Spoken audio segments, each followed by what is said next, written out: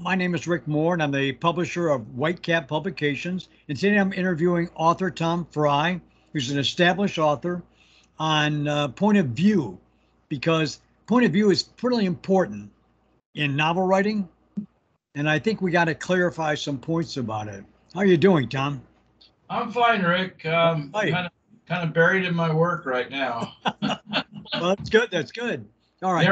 Narrating these books is driving me nuts. I know it's a task, but it's really rewarding, isn't it? Yeah, it is. But boy, I tell you what, it's so time consuming. All right. First question. How does the choice of first person narration shape the reader's understanding of the protagonist, or in other words, the main character's thoughts, emotion, and personal experiences? When I write first person, I find it's easier. It's easier to convey your thoughts. Yeah. And I'm able to hear what's inside that main person's head, and it's more. I think I can reveal a lot more writing in first person. I don't like first person. Right. I like third person best. Right.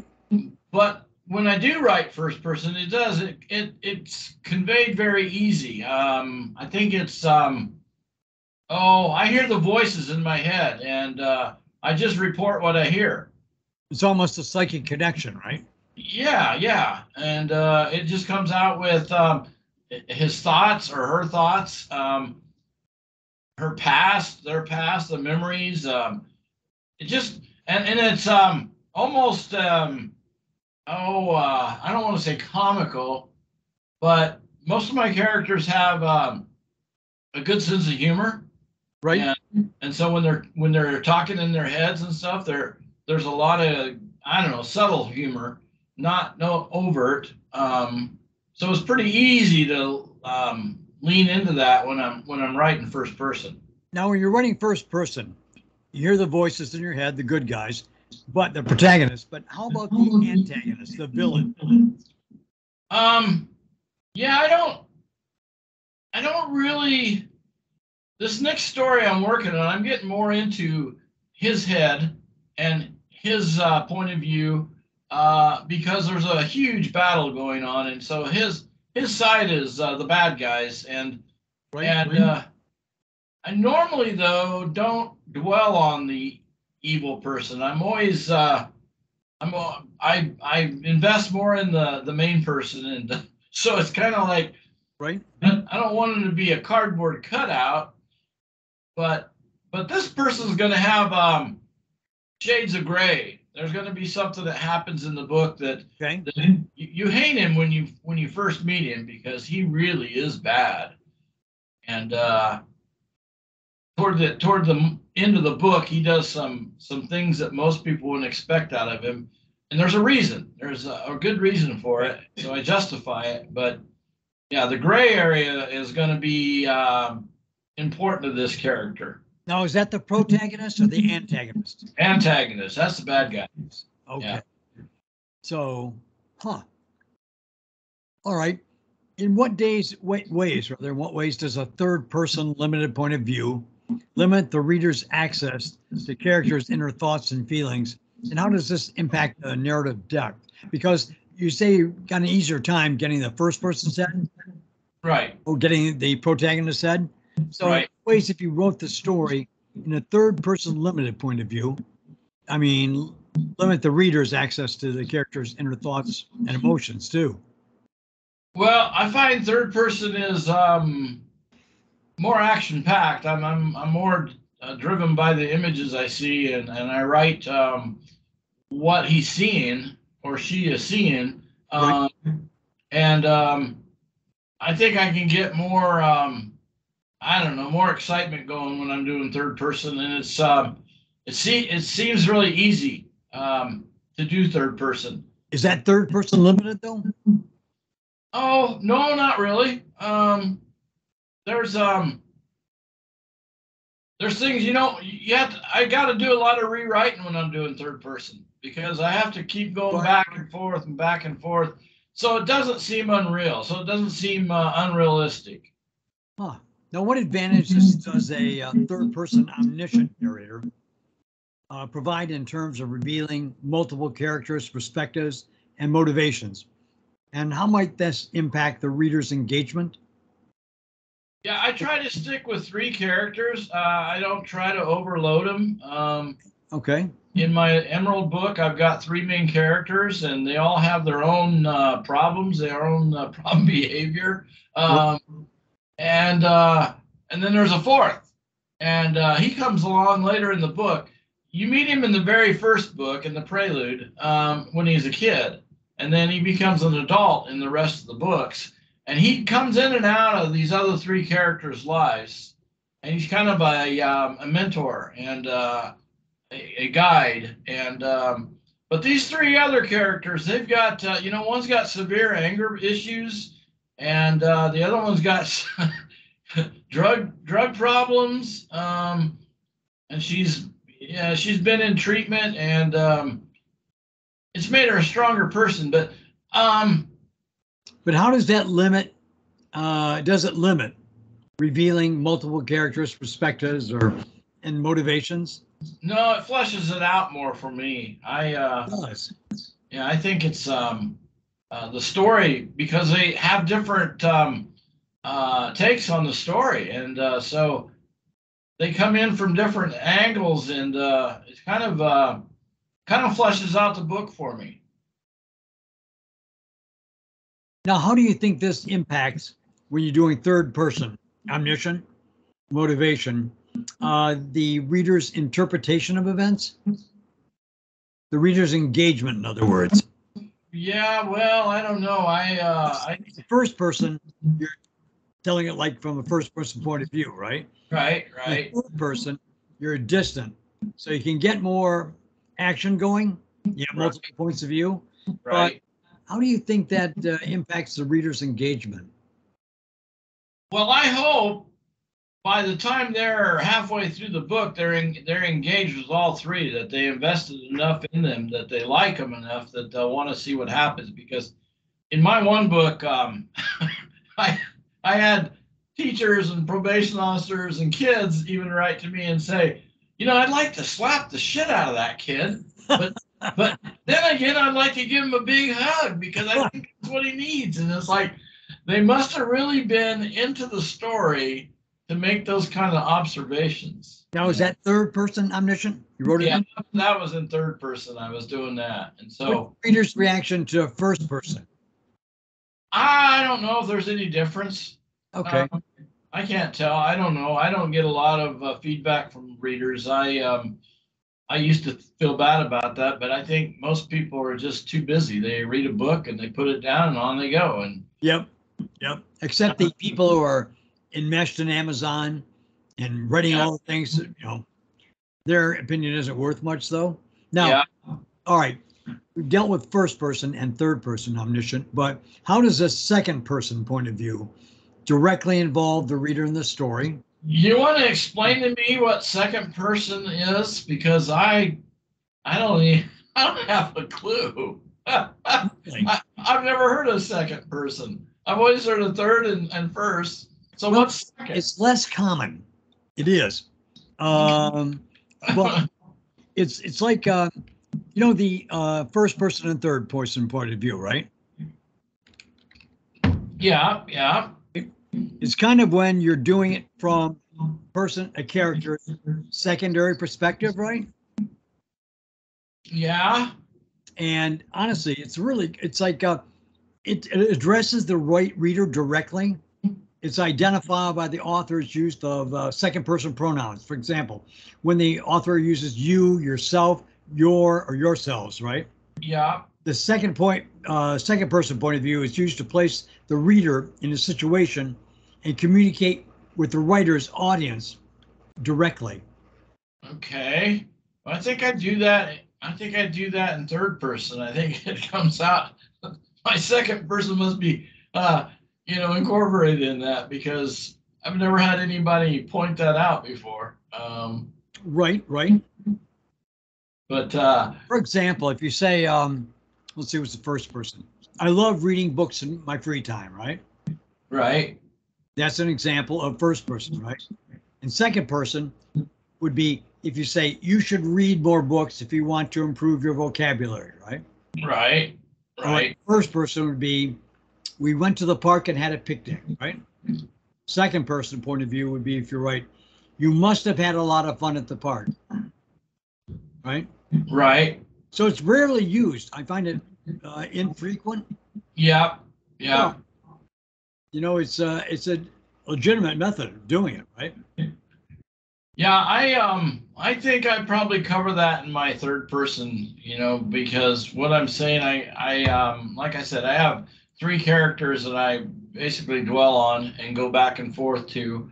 And then I have the voices of reason, the voices of my pit bulls in there. They have a major part to play in the book of trying to tone down this kid's anger management and I'm bringing them into this fantasy realm, and I really got to be careful because I'm writing about pit bulls. And I don't want to give the notion that pit bulls are mean and killer machines and That's true. all that. So they're the voice of reason. They're the voice of wisdom. They're always, tag teaming this kid with their thoughts. Well, that's kind of an odd point of view because it isn't presented very frequently.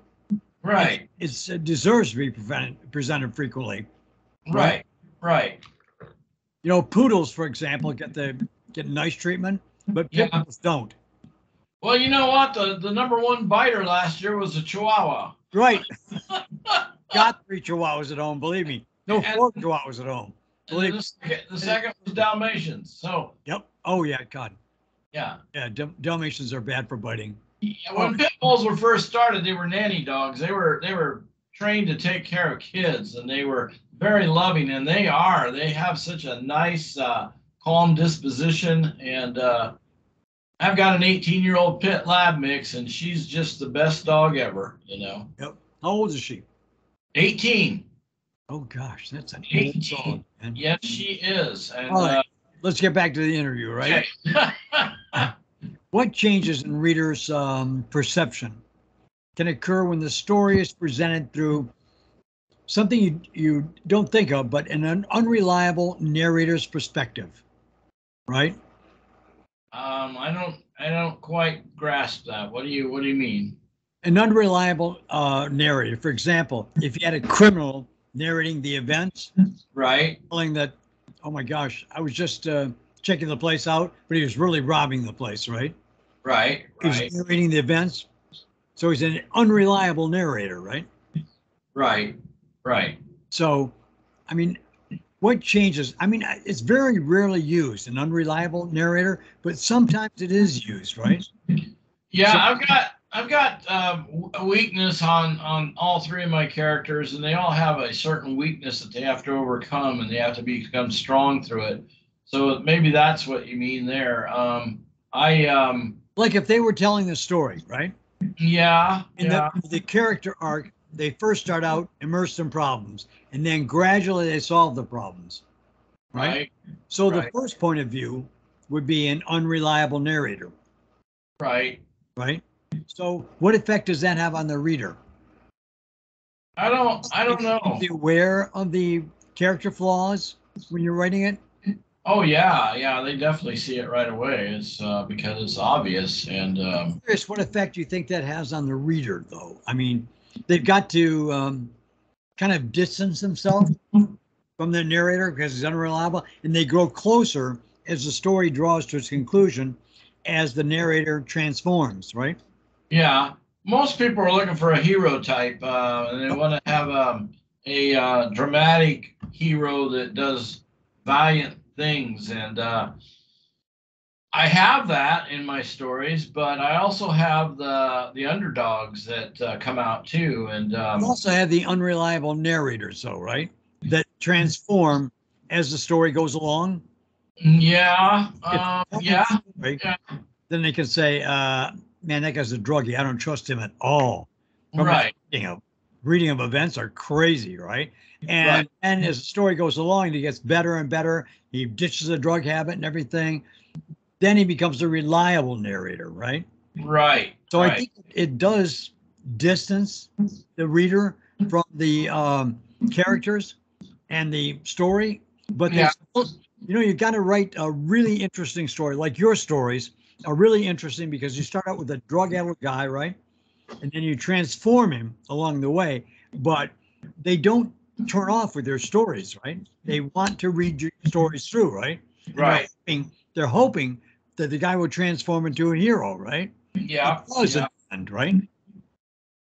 And I have to do it slow. I can't do it fast. It's Yeah, yeah. unrealistic, and people know that. People can sense when it's a fakiness to it, and Right.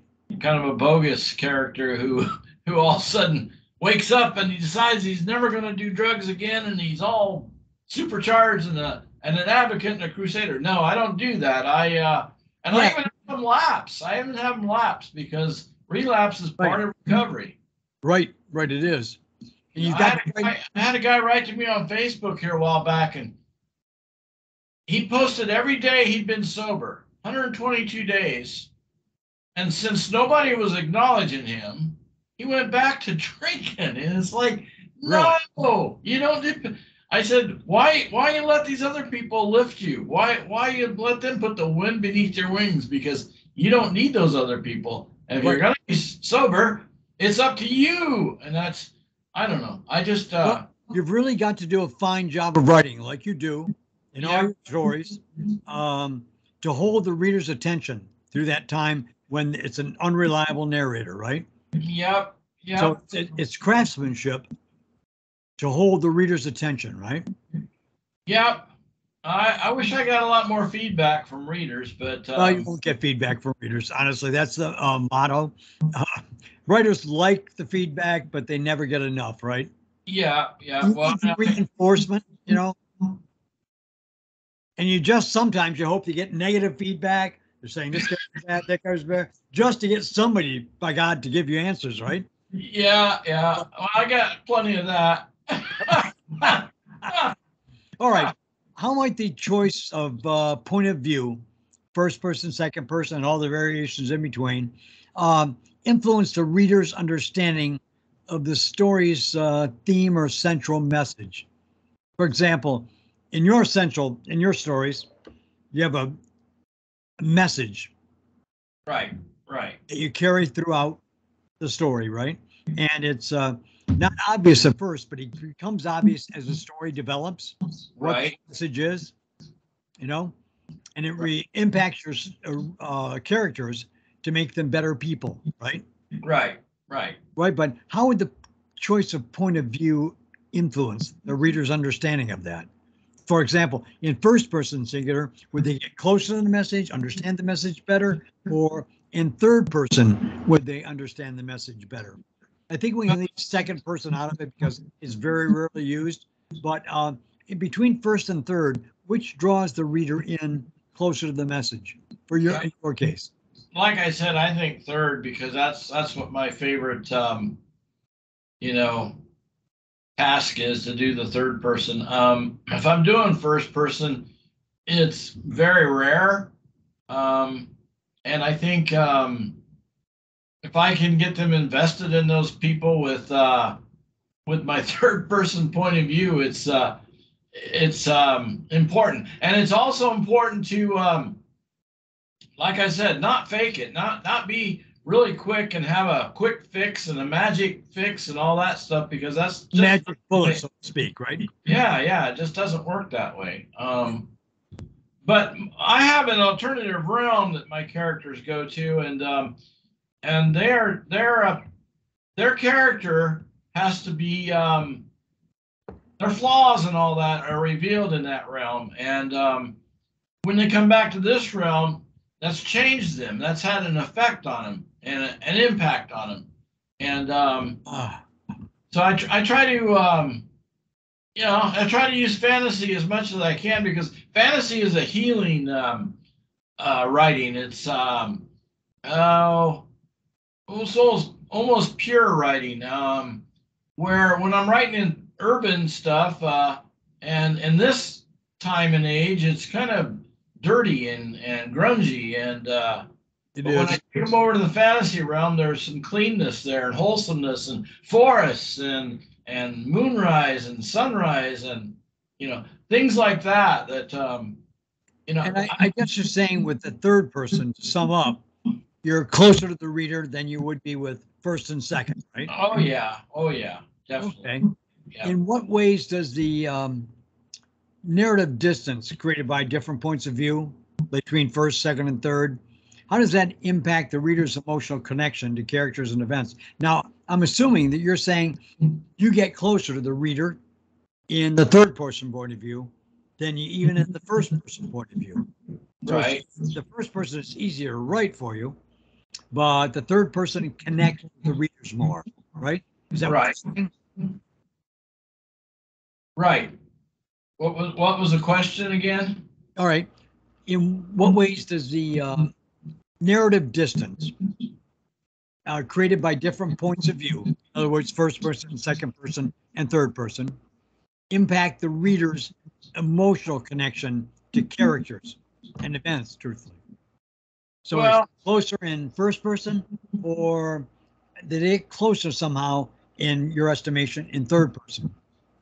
like I said, I think third person is my magic. Right. That's my gift. I use that a lot more than I do the first. And I I had a cop talk to me one night. It was Mother's Day, and he's a redneck cop here in Havelock. And we were both standing at the drugstore looking at Mother's Day's card side by side, and I suddenly noticed him over there. And he said, "I read your book." I go, "Yeah?" And he goes, "Yeah." And he says, and tears ran down my face. And I thought, whoa, that's weird That's for pretty him. good. That's pretty good. He's a redneck. Kids in Havelock hated him. They call him the Blue Knight. And I said, "Oh, you mean when Vince dies?" He goes, "No, no." He said, "Kevin that used all those drugs." He said, "I thought, what a wasted life." And I thought, whoa, that was astounding because Now, is that in third person you wrote it?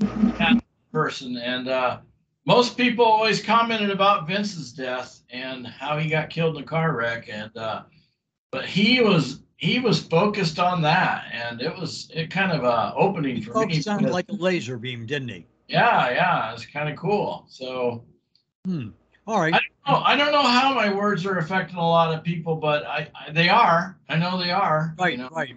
So you get most of your feedback, what little feedback you get on the third person point of view, right? Yep. Okay. All right. How does the use of, now this is something I've never done in books, I'm not a fan of, but how do you suppose the use of alternating points of view in different chapters or sections, right, can contribute to the reader's grasp of the overall story? I think personally it throws them out. I mean, distance them too much, but how do you think that alternating points of view affect the story? Well, I would like to stick with just one character, and Right? just go through the whole story with one character. But I think that would make a boring story, because you don't get all these other points of view coming in, and then you don't have interaction. Right. A lot of stories are just dialogue, a lot of just talk, and it's like I have my characters talking, and I think I got strong dialogue, but I'm more. What you do really well is you alternate dialogue with action sequences. Yeah. You really do. Yeah, I vowed I'd never write a boring book. Back when I was in school and I was made to read those boring required reading books.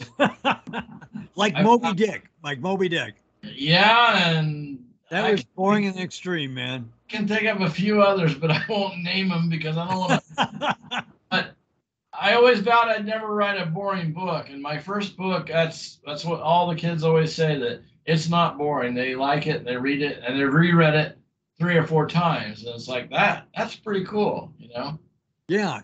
All right. What role does the choice of point of view play in revealing crucial information for the reader that leads to an unexpected plot twist? I mean, where can you conceal things in a first person point of view and reveal them gradually? Or is that something you can only reveal in a third person point of view?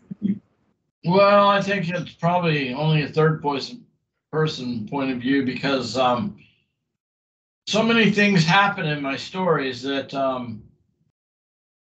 you gotta be aware of what's happening with that person and this person and how they interact, because Right? in the middle of the book is when I bring them all together, and then I try to either run it to a fine point where it's action packed all the way through, or I bring out my point of view, what I'm trying to convey, my message I'm trying to convey. And I don't try to overdo it with messages anymore. I used to. I don't want to preach, you know? Right. You have a message or a central theme, but you feather it in, right? You don't Yeah, yeah. not out front, right? No. Try not to be real bold in that, but sometimes when I'm writing, it's I have to rewrite. That's what I say. I got to rewrite because I write it, straightforward, and then I think, oh, I got to tone this down some. Well, So it's odd that Ayn Rand wrote a novel called Atlas Shrugged, and yeah, it's about 1,000 pages long, but she's got a 60-page speech that her main character John Galt gives, and it's boring in the extreme. I mean, what? she Are you? says it's a masterpiece and everything like that. It's a very popular book, but Yeah, I don't get that, right? All yeah. right, next question. God. How like changing the point of view um, from which a well-known story is told alter the reader's perspective on its characters and conflicts? For example, the Scarlet Letter or Moby Dick, as we mentioned, or some of Edgar Rice Burroughs' books or H.G. Wells' books or modern day books. How do you think that changing the point of view will alter the story? You mean like take it from third person to first person? Yep. Yeah, I don't know. It'd be kind of odd, wouldn't it? Yeah, I'm thinking of Edgar Rice Burroughs because I read all those Tarzan books. I did too.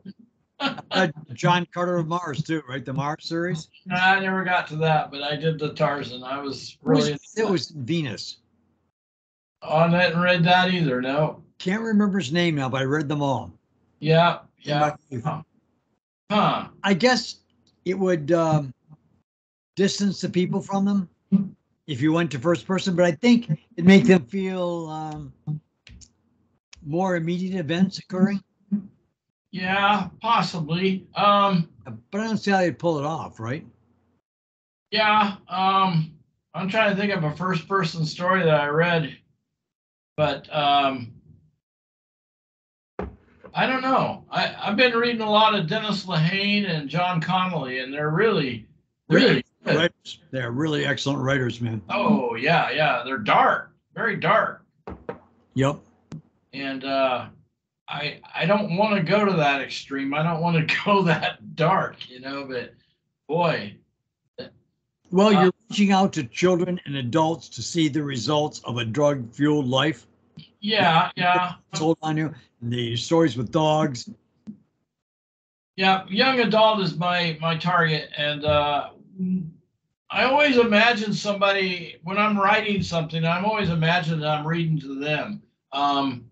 I've got a certain kid that I used to work with. He died in a fire when he was 18, and so I think of him a lot when I write. And sure, I picture him as my target audience listening because I know he'd get this. I know he'd get that humor, or he'd get this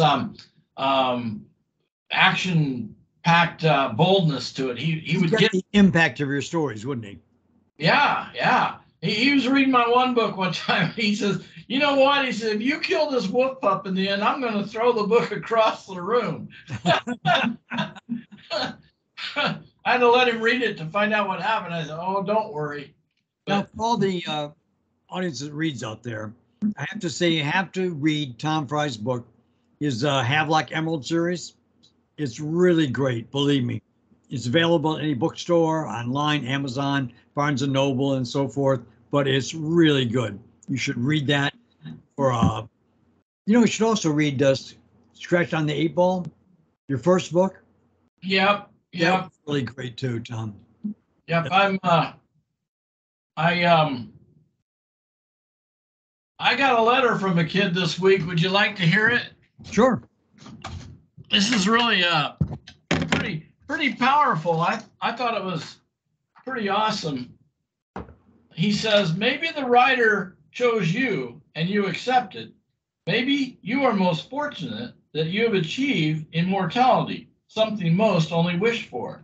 Your work will be here long after you're gone. Not many can say that. If you keep going, you will have one of the only headstones that sits above an empty grave. Most carry their dreams with them when they depart. As you may have heard, the richest land on the planet is a cemetery, as it is full of unwritten books, poems that were never penned, songs never sung. You have done well in leaving part of yourself with us, hopefully many years and many works before you go. That's a great compliment. Oh my gosh, it's like he must have been a writer himself to write that. It was, Oh, what do you mean you have any readers' feedback, right? So, yeah, anyway. well, that was a great one. All right. Author Tom Frye, everybody, and read his Havelock Emerald series books are really worth the buy, right? So until next time, Tom. All right. All right, Rick. All right. Yeah. Thanks a lot. Bye-bye.